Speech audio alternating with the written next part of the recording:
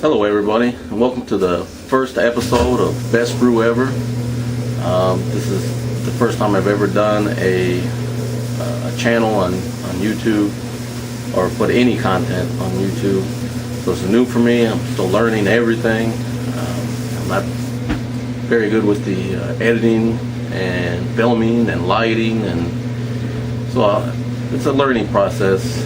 But hopefully this is going to be fun.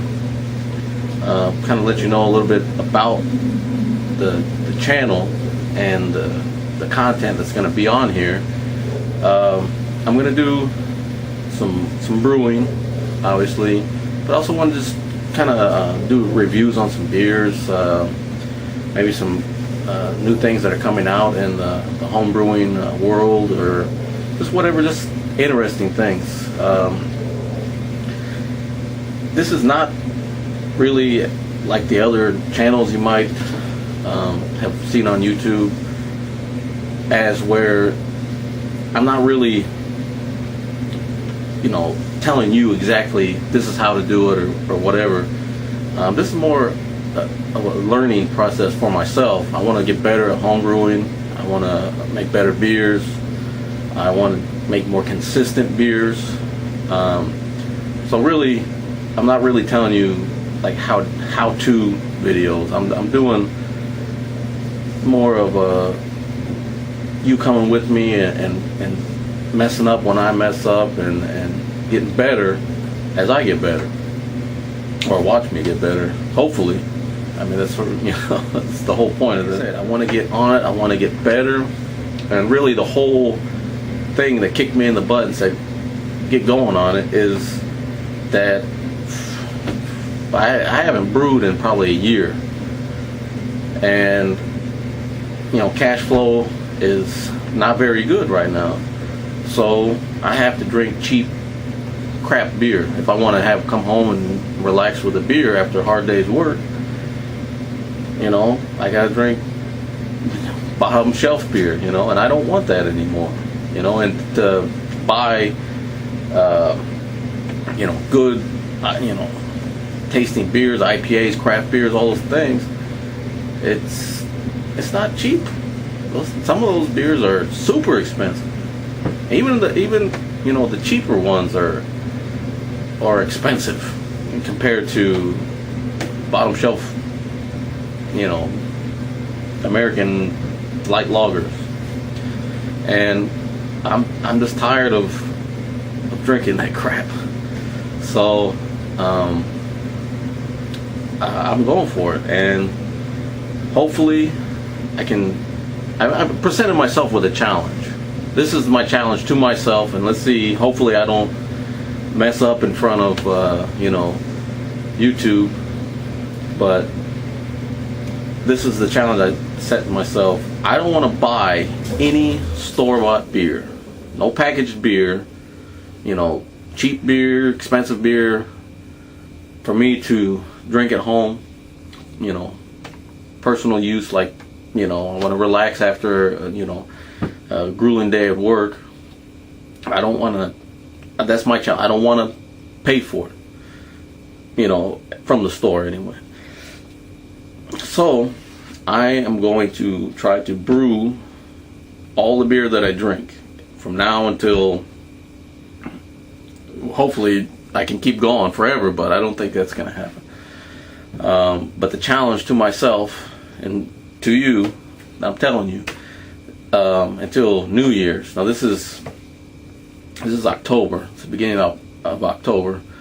So until New Year's, it doesn't seem like that far away. You're like, it's a couple months, but that, it's not always easy. And like I said, with time restrictions and cash flow, it's not easy.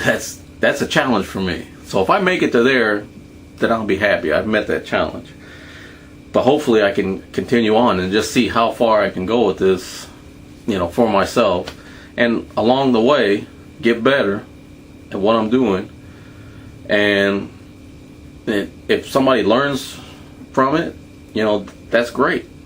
So, without further ado, my first episode and my first brewing video the all grain, all American cream ale from Brew Supply. Enjoy.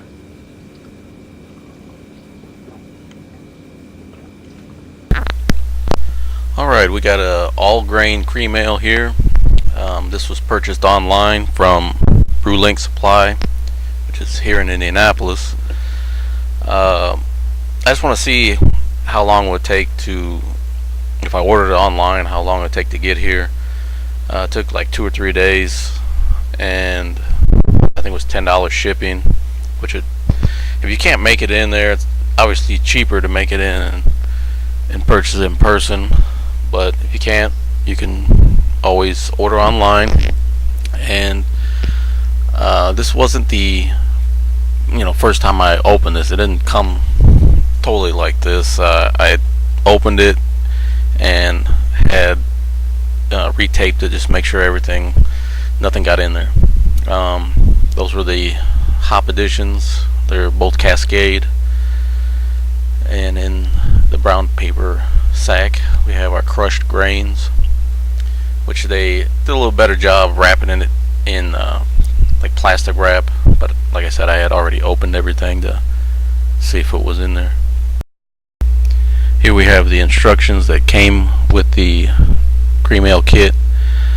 You have your malts, your hops, and the yeast, all written on there. Tells you when to, what temperatures to mash, sparge, and all that. It's got notes for the brewer's notes and things like that.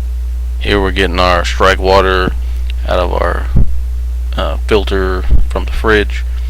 It's 3 gallons, 3.36 gallons, and 3.36 gallons comes out to 3 gallons, 5 cups, and 6 ounces, if I did the math right. I split the 3 gallons into 2 different pots to try to get it heated up faster. I overshot the mash temperature on one of the pots. It's supposed to be at 160.9, so I'm trying to get it around 160. I can't remember how much I overshot, but I just took it off the burner and stirred it around for a while just to get it back down to where I needed it to be. It wasn't a big deal. It was an easy fix. And let's take a look and see what the temperature is on the big pot here. Oh, I guess the small pot first. Get in there, camera. We'll see it in a minute. Here we go. Yep, 155. We need 160. And is it starting to go? Yeah, looks like we hit 160 right there.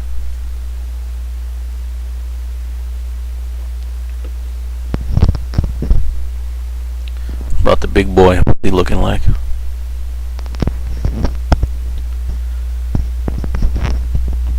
Zoom in, cameraman. 160, baby.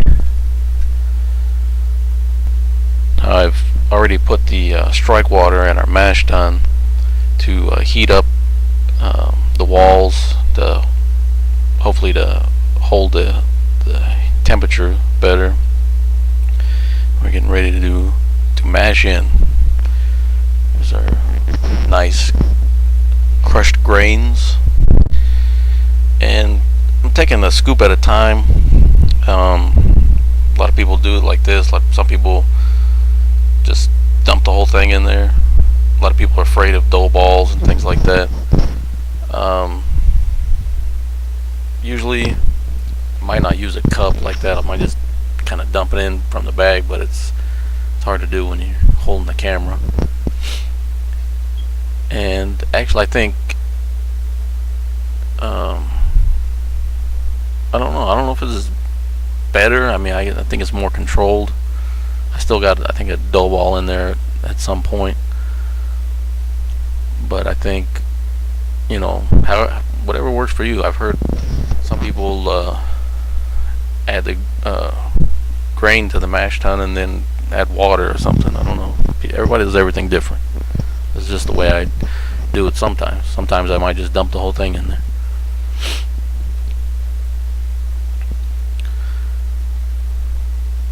And this is a very exciting process for everybody to watch. It is very exciting. But if you're doing it, it is kind of exciting. You're starting the process of making your beer. You got to be careful not to over stir right there. You got your filter in there. You don't want to pull that out. I've done that before and caused me some headaches. This is actually the first beer I've done on this mash tun. But all in all, everything went well. And just kind of evenly distributing the grains and mixing is really makes you, by doing it all grain, it makes you feel more like you're really brewing. I mean, you can do extracts are fine too. It's definitely a lot easier, and definitely a time saver.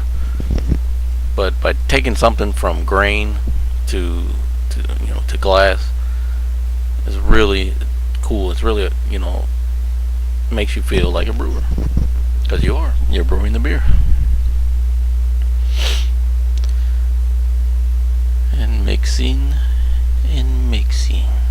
And I think at some point I kind of get tired of taking little bits, and I just think I'd dump the whole thing in at some point. But all grain is very labor intensive. I think this was a 6-hour brew day for me. I don't know if that's just me, my inexperience. I don't know if other people doing all grain take that long, but it seems like probably the past 2 times I've done all grain, it's been about 6-hour days. But sometimes things get in the way. I got a lot of stuff to do. I'm trying to do things in between sacrification rests and boil times and all that. But it's looking pretty good. I don't see any dough balls in there. And this is the point where I just got tired of taking little by little, and eventually I just dumped the rest of the grains into the mash tun, and let's get this thing moving. But if anybody's done all grain, that smell of the heated grains, it's a wonderful smell. If you've ever been to a microbrewery or something like that, walking in, you can smell it, and it's for somebody who enjoys this is their hobby. It's a very pleasing fragrance. Any dough balls in there? I guess not. Close it up. Time for sec rest. I decided to take a reading on the mash, and it was actually under mash temp. I think it was like 142. So I don't know why I did this. I ran off about a gallon of the wort and started heat it up and to try to get temperature up. And it's like we're at like 155, and the mash temp was supposed to be 150. And I just said to hell with it, I'm going 155 because the brew day has been already taken forever at that point. So start the phone, if I can figure out how to work the damn thing. 1 hour sack rest.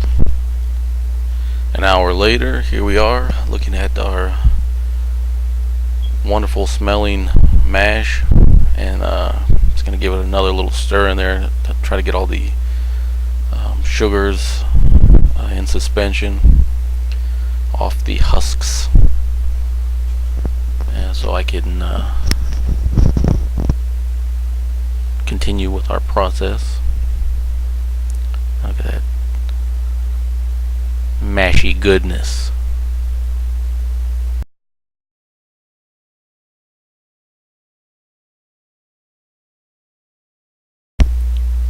And now it is time for Vorloff. It's basically just recirculating the wort.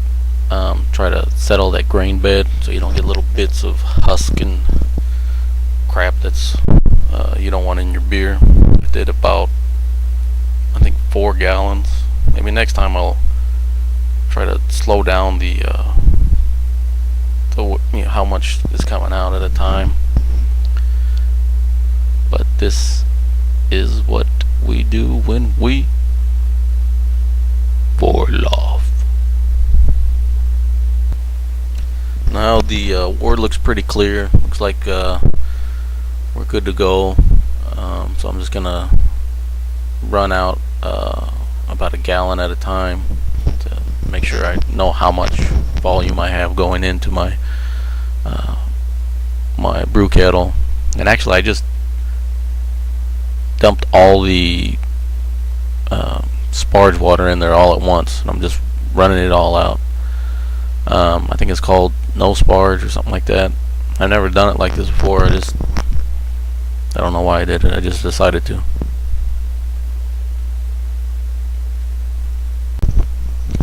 I ended up with 6 gallons of wort, and I got it out on my burner, trying to bring it up to a boil and get the rest of this process going. Get my nice blue flame down there.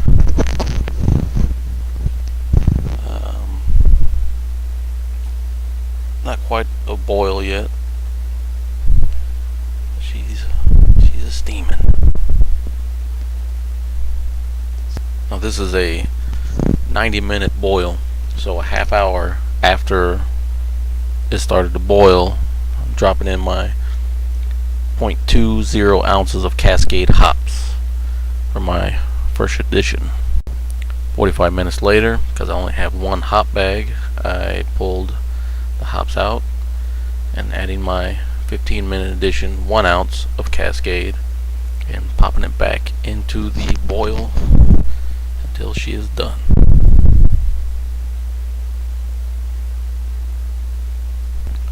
While I'm waiting for the beer to finish boiling, I have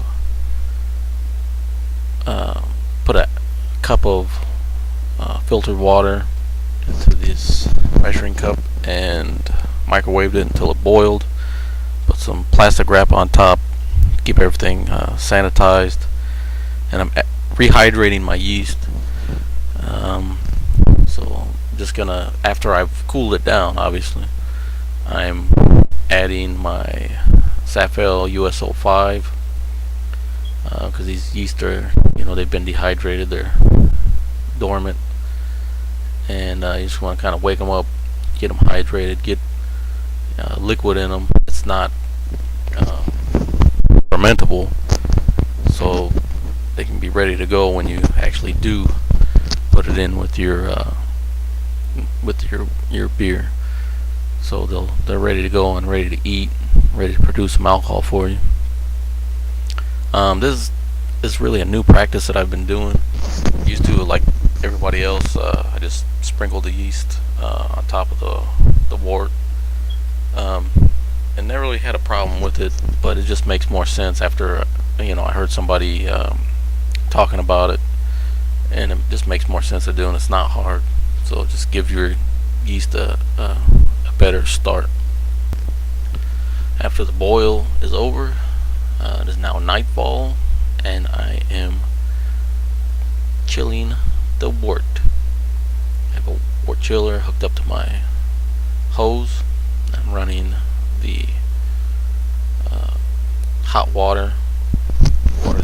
Cold water goes down into the wort, exchanges temperatures, and hot water comes back out. And I put it in the bucket just so I don't have a big huge puddle around where I'm working. And after the wort is cooled to where I want it to be, I bring it in and I'm going to siphon it out of there.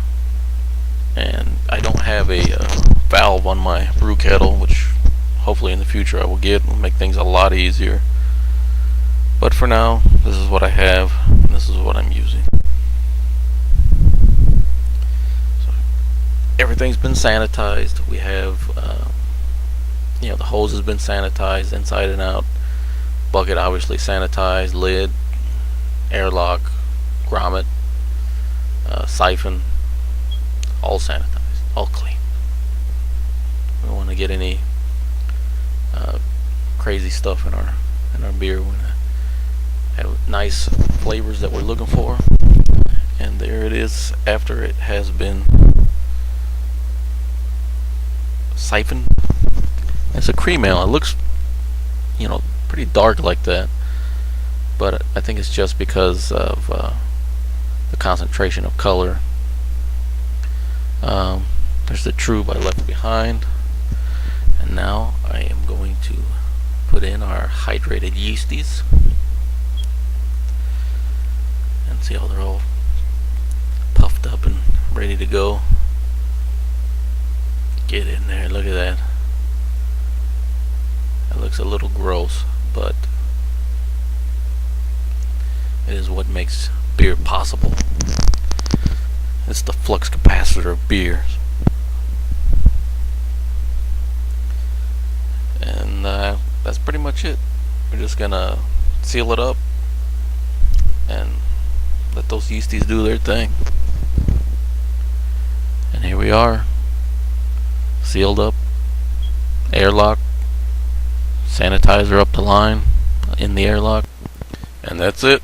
All grain cream ale is in the bucket. Just let it ferment and enjoy. Well, there you go, folks. That was my first brewing video on YouTube. As you can see, it's not polished at all. I'm sorry for the editing. The whole point of me kind of narrating over it was when I brew, I like to jam some tunes. I like having fun with it. And with copyrights and all that, I can't play the songs, on the video. So I had to mute out pretty much the video, the audio, and whatever. Sometimes I had stuff on TV, and just it's easier for me in this situation to just mute it out, do a voiceover. But as you can tell, that the microphone was horrible. So that's what I'm saying. As I get going on my brewing supplies and equipment, I gotta add on. I gotta make things better. I gotta buy a little piece here. I gotta I'm gonna eventually get a better microphone. That microphone I just found in a box somewhere. It's a super old computer mic. Excuse me. And the computer itself is outdated. It's all old equipment. So I'm doing the best with what I have, and hopefully the content is gonna take the equipment being so crummy. I'm not really sure the next episode. Hopefully, I can start figuring out what content's next. But I want to, kind of keep things steadily flowing into the channel, so everybody will have something to watch more consistently. So thank you for watching. Until next time, I'm Sam. This is Best Brew Ever.